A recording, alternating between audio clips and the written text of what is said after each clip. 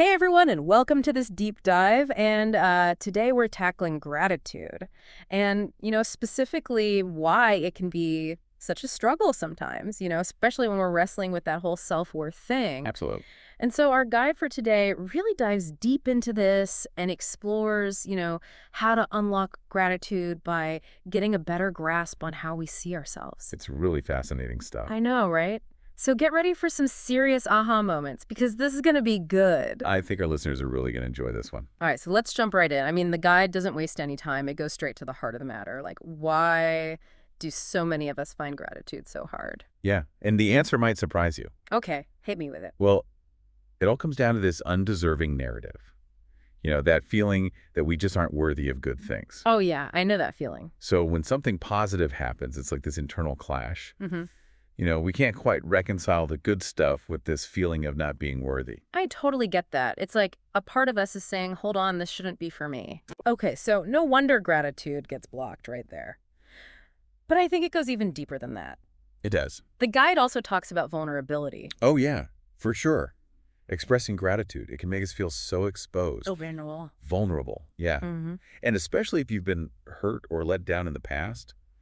Opening up and expressing gratitude can feel like a huge risk. It's like putting your heart out there, maybe setting yourself up for more pain. Makes sense. It's like a self-protection thing, Yeah. We avoid gratitude to avoid getting hurt again. Right. And then there's that whole comparison trap Yeah. that just feeds the cycle of feeling unworthy. Ugh, the worst. Because when our self-worth is low, we tend to compare ourselves to others. We zero in on what we lack instead of what we have. Yeah, it's a recipe for shame, not gratitude. It really is. Okay, so we're seeing that gratitude. It's not just about saying thank you.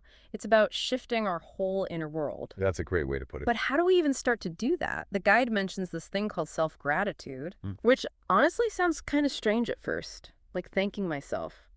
Really? It might sound a little odd at first, but think of it as acknowledging your own strength, your own resilience. Okay, I'm listening. We often get so caught up in what we haven't done or where we've messed up.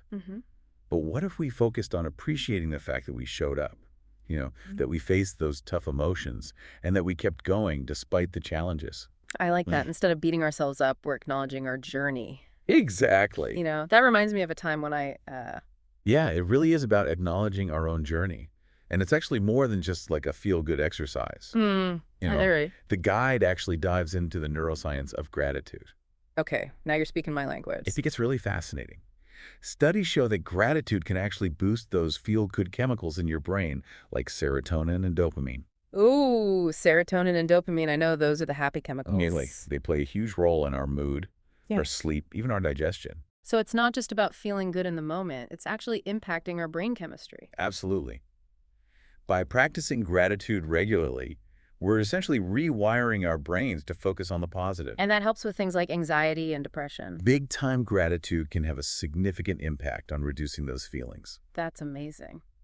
Now, the guide also mentions something about energetic shifts. Oh yeah, that's a really interesting concept. Can you break that down for me? It's the idea that when we focus on gratitude, it can actually amplify the abundance in our lives. So some people might call this manifestation or the law of attraction, right? Exactly. It's all about what we focus on expands. So if we're constantly dwelling on what we don't have or what's going wrong, we're more likely to just attract more of that. Right. But if we shift our focus to what we're grateful for, we open ourselves up to receiving more good things. It's like tuning our internal radio to a different station.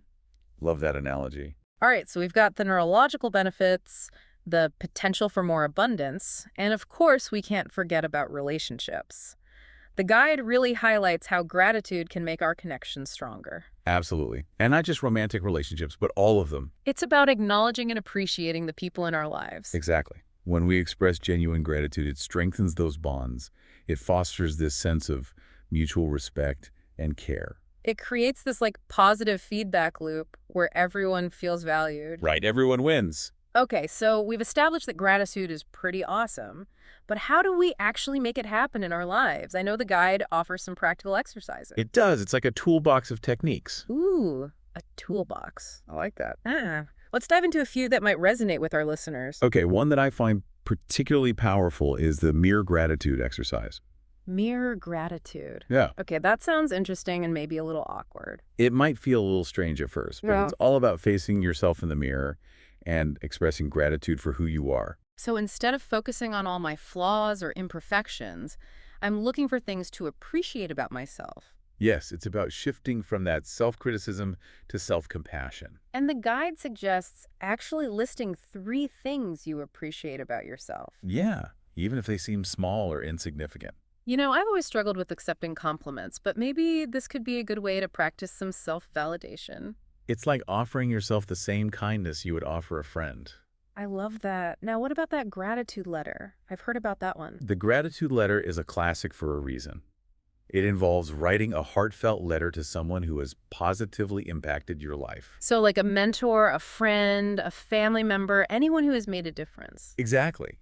You're expressing your appreciation for their presence and how they've influenced you. But the guide adds a little twist, right? Yes, they suggest ending the letter with a note of self-gratitude.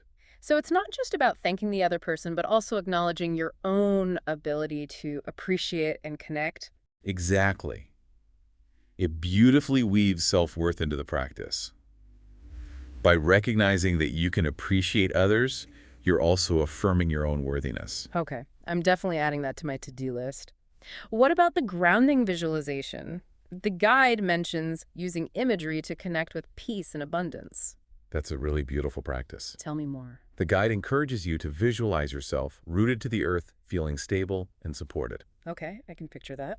And then you imagine everything you're grateful for flowing into you like a gentle stream. Wow, just hearing you describe it, I feel a sense of calm. It's like creating a sanctuary of gratitude in your mind.